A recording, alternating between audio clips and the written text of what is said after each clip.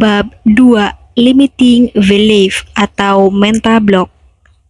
Apa itu mental block atau limiting belief? Belief menurut Robert Dills, Master Trainer NLP, adalah sebuah generalisasi dari sebuah pengalaman. Sedangkan menurut Michael Hall, Neurosemantic NLP, belief adalah sebuah keyakinan yang telah dikonfirmasikan baik sengaja maupun tidak sengaja. Jadi, apa itu mental block atau limiting belief? Bila dilihat dari definisi di atas dan ditambah dengan kata-kata block atau limiting, artinya sebuah keyakinan yang menghambat atau menghentikan kita. Sebenarnya, limiting belief atau mental block tidak selamanya jelek. Kadang mempunyai maksud baik. Contoh yang bisa saya anggap limiting belief atau mental block yang mempunyai maksud baik. Kalau sukses nanti, lupa dengan Tuhan. Maksudnya positif kan? Hanya salah dalam penempatan dan konteksnya. Ada juga salah satu rekan saya yang pernah diterapi dengan salah satu rekan hipnoterapis yang cukup ternama dan dihilangkan mental block berkaitan dengan uang. Dikatakan bahwa mencari uang itu mudah. Itu betul. Hanya tidak dimasukkan dalam konteks ekologis. Yang pada akhirnya karena dianggap mencari uang itu mudah, maka dia melakukan korupsi hingga terjadi pemecatan. Apa yang dimaksud dengan ekologis? Ekologis di dunia NLP dimaksudkan adalah memegang prinsip win-win-win, yang artinya saya menang, Anda menang, dan semua orang menang. Prinsip ini mengacu agar kita tidak merugikan orang lain. Semua hal yang kita lakukan harus memegang prinsip win-win-win. Bila kasus korupsi di atas, maka yang terjadi adalah win-loss-loss, yaitu saya menang, Anda kalah, dan semua orang khususnya perusahaan kalah. Mungkin juga yang paling mudah adalah harus halal. Bila bingung dengan pengertian ekologis tadi, jadi saya minta dari awal para pembaca atau klien saya untuk memegang filosofi win-win-win dan ekologis tadi, sehingga benar-benar hasilnya akan bagus. Menurut Robert Dills, penyebab sebuah belief bisa terjadi karena 3 hal, yaitu 1. Belief berkaitan dengan penyebab dari sebuah hubungan. Apa yang Anda percayai yang menyebabkan Anda sakit? Apa Anda percaya bahwa bahan kimia dapat menyebabkan Anda sakit? Hal yang Anda percayai yang menyebabkan hal itu bisa saja di sini muncul sebuah kepercayaan kepada Tuhan, marah atau apapun. Itu juga sebagai penghambat kesembuhan kita. 2. Belief berkaitan dengan pemaknaan sebuah hubungan. Apakah ini artinya bahwa saya adalah orang yang lemah? Apakah itu artinya saya bakal bernasib sama seperti ayah saya yang meninggal karena kanker? Apakah ini artinya saya membenci diri saya dan saya orang yang buruk yang menyebabkan ini terjadi? Apa ini artinya saya adalah orang yang gagal? Apakah ini artinya saya tidak layak untuk sukses? Saya tidak menyukai nama saya, karena di nama saya ada nama keluarga saya. Jadi, nasib saya pasti sama dengan ayah saya. 3. Belief berkaitan dengan generalisasi sebuah keterbatasan. Saya melihat orang lain juga tidak bisa melakukan itu, apalagi saya. Saya melihat orang lain juga tidak bisa melakukan itu, apalagi saya. Saya dari desa, mana mungkin saya bisa. Saya hanya lulusan SD, mana bisa mencapai hal itu. Sudah takdir saya begini. Orang tua saya miskin, pastilah saya juga miskin. Tidak mungkin menjadi kaya, daripada stres lebih baik terima nasib saja. Tipe-tipe belief. Robert Dills 1990 mengatakan tipe belief ada 3 hal, yaitu 1. Hopelessness, tidak ada harapan. Ini terjadi jika orang tersebut merasa tidak ada harapan untuk impian dia, maka orang tersebut menjadi tidak ada harapan lagi. Contoh, jika orang lain tidak melakukan itu, mengapa kita harus mencoba untuk melakukan? Kondisi ini banyak terjadi dengan orang-orang yang selalu beralasan, mengapa saya harus berusaha mati-matian? Dia saja tidak bisa, apalagi saya. Ini terjadi seakan-akan sudah kalah sebelum berperang. Ada sebuah kisah yang sangat terkenal berkaitan hal ini, yaitu bahwa sebelum tahun 1954, tidak ada orang yang mampu berlari 1 mil di bawah 4 menit. Bahkan dikatakan bila manusia berlari 1 mil di bawah 4 menit, maka jantung dan paru-parunya tidak mampu mengolah pernapasan dengan baik. bahkan ekstrimnya bisa meninggal. Ternyata persis pada tanggal 6 Mei 1954, Roger Bannister berhasil menembus angka di bawah 4 menit. Padahal sudah bertahun-tahun tidak ada yang mampu menembus angka tersebut. Ibaratnya, orang lain tidak bisa, maka saya tidak bisa. Roger Bannister mampu membuktikan itu dan berhasil menembus angka tersebut. Yang luar biasanya lagi, 6 minggu setelah rekor tersebut dipecahkan, John Lundy dari Australia bisa memecahkan rekor Roger Bannister. Wow, this is amazing. Kok dulu tidak ada yang berhasil menembus dan tiba-tiba sekarang semua bisa tertembus. Bahkan hingga hari ini rekor tersebut tetap ada yang mampu memecahkannya. Hal yang dulu mustahil mendadak jadi banyak orang yang bisa memecahkannya. Di sini terlihat sekali bahwa hal yang tidak mungkin menjadi mungkin. Karena asal ada kemauan, maka bisa kita melakukan apapun. Intinya, kalau Anda mau, pasti bisa. Jadi, apakah Anda adalah tipe orang yang seperti ini?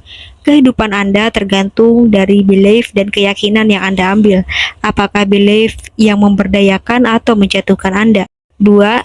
Helplessness, ketidakberdayaan. Ini terjadi karena orang ini merasa bahwa dirinya tidak lebih baik dari orang lain.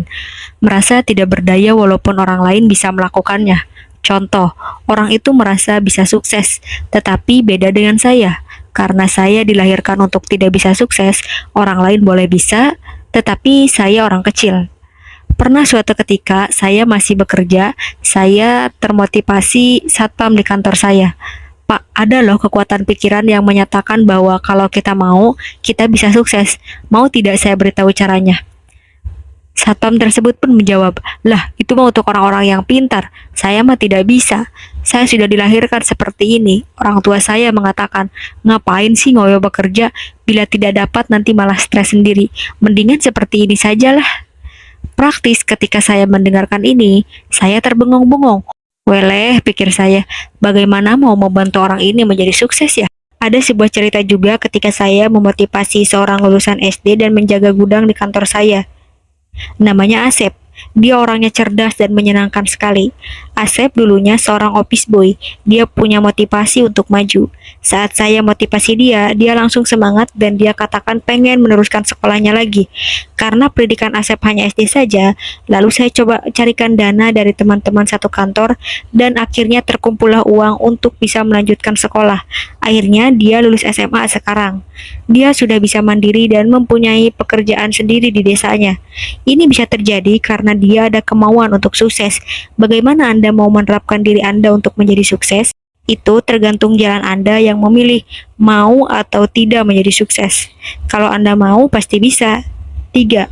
Worthlessness, tidak berharga. Ini terjadi jika orang merasa bahwa hal itu memang mungkin dilakukan dan bisa dilakukan.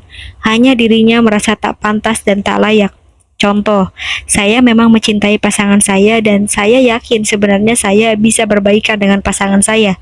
Hanya saya merasa tidak pantas dan tidak layak untuk bersama dia. Makanya banyak orang yang sebenarnya sudah ikut training motivasi, bahkan membaca buku motivasi masih sulit untuk mendapatkan apa yang mereka mau. Bahkan hal itu juga terjadi kepada saya di awal-awal karir saya. Silakan Anda identifikasikan mental block atau limiting belief mana yang menghambat Anda dan temukan permasalahan Anda. Ini juga terjadi dengan beberapa orang yang sudah belajar hipnoterapi, NLP, atau ilmu apapun. Mereka tidak merasa harus menjadi sukses secara finansial. Sebenarnya mereka bisa dan mampu karena mempunyai ilmunya dan caranya untuk mencapai. Bahkan mereka mengatakan memangnya perlu untuk mencapai kesuksesan secara finansial. Ya, itu keputusan Anda. Kalau mau ya lakukan, bila tidak ya tidak usah lakukan. Semua adalah pilihan kok. Mana jalan yang Anda pilih? Di sini, saya ibaratkan sama seperti orang berolahraga karena ingin mencapai hasil yang diinginkan. Contoh adalah orang yang sedang fitness. Ada 3 orang yang ingin mendapatkan badan yang bagus dengan bentuk yang bagus pula. Orang pertama berhasil mencapai dalam 3 bulan.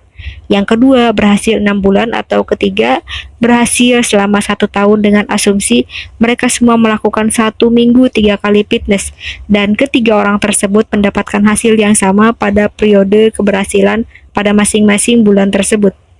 Apa yang membedakan? Yang orang A pasti akan berusaha mengangkat beban lebih berat dibanding yang lain, sedangkan B lebih ringan dibanding A tapi lebih berat daripada C, dan C lebih ringan dibandingkan A dan B. Kok bisa begitu?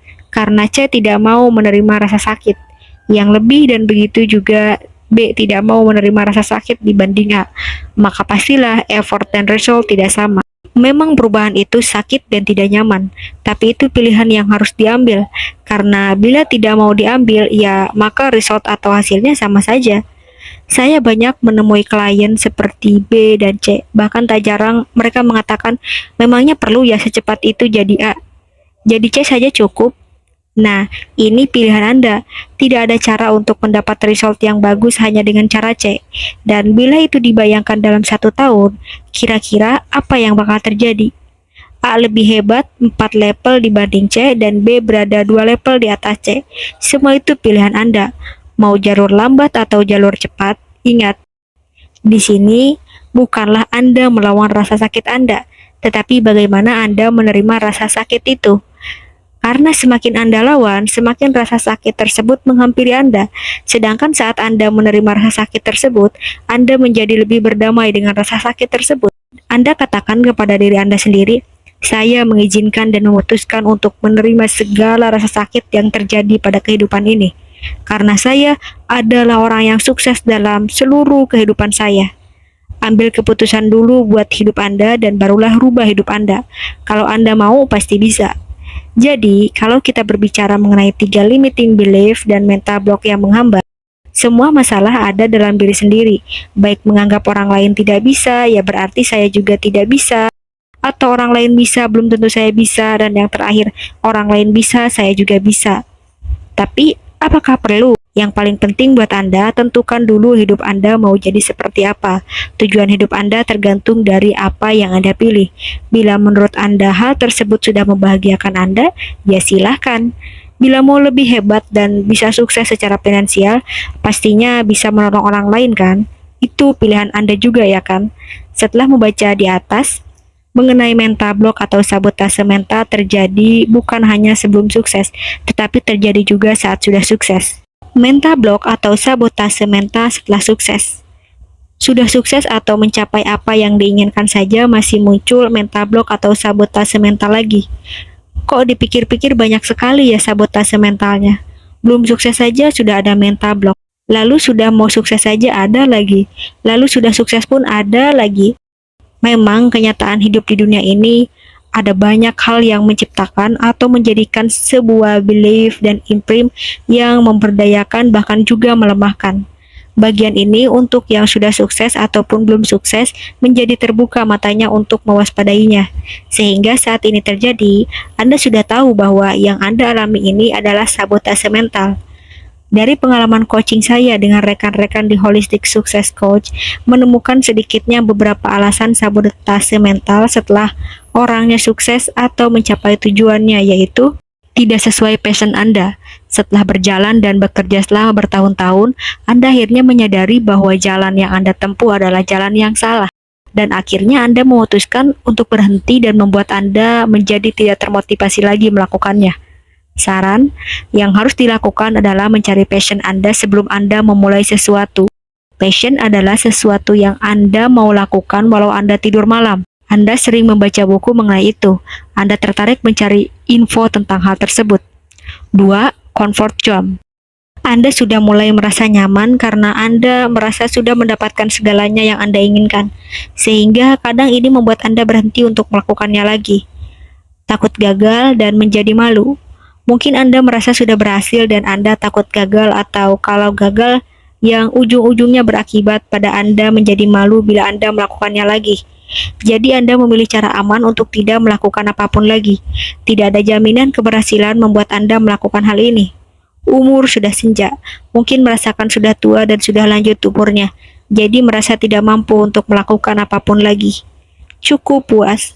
Atau Anda udah merasa cukup puas atas apa yang Anda raih dan merasa sudah cukup dan tidak tertarik untuk mendapatkannya lagi, dan tidak tertutup kemungkinan di awal orang tersebut telah mengeset pikirannya sampai di mana batasnya. Saran, cek kembali kesadaran Anda, apakah itu yang Anda mau, karena Anda bisa mendapatkan apa yang Anda mau selama Anda mau melakukannya. Bila sudah diputuskan, segera rubah sabotase mental Anda dengan teknik yang ada di buku ini. 3. Tokoh otoritas. Ini yang paling menarik. Ada orang yang sudah sukses, kemudian dia berhenti untuk melakukan sesuatu karena terpengaruh sebuah tokoh otoritas yang sangat dipercayai, yaitu bisa orang pintar, peramal, orang tua, dan lain sebagainya. Jadi, ini bisa berupa seperti disumpahin atau dibaca kehidupannya. Karena cara kerja pikiran adalah sebuah informasi yang telah masuk ke dalam otak, maka akan tersimpan lama dan baru dapat tergantikan bila Anda mengizinkan dan mau menerimanya. Dan lebih baik lagi bila menggunakan teknik ego state therapy atau hipnoterapi untuk merubah data di sana. Contoh, bila umur 60 tahun nanti Anda meninggal atau Anda tidak bisa terlalu kaya sekali tetapi tidak terlalu susah. Saran, setelah Anda sadari hal tersebut sesuai dengan yang Anda baca di atas, maka Anda putuskan untuk berubah dengan menggunakan teknik yang ada di buku ini.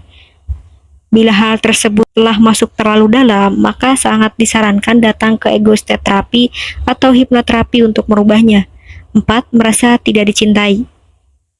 Pasangan yang tidak dicintai bisa dihinggapi oleh orang-orang yang telah mencapai kesuksesan tertentu. Dia merasa dirinya tidak mendapatkan cinta lagi, jadi dia merasa perlu untuk berhenti dan tidak mau mengejarnya lagi. Ini bisa terjadi pada pasangan suami istri, di mana setelah dia berusaha dengan keras dan mencapainya, ternyata semua itu tidak ada artinya karena dia malah merasa kehilangan cinta. Saran, perbaiki kehidupan kita yang lain melalui mengecek faktor-faktor keluarga, kesehatan, karir, spiritual, dan lain sebagainya. Ini yang disebut well of life.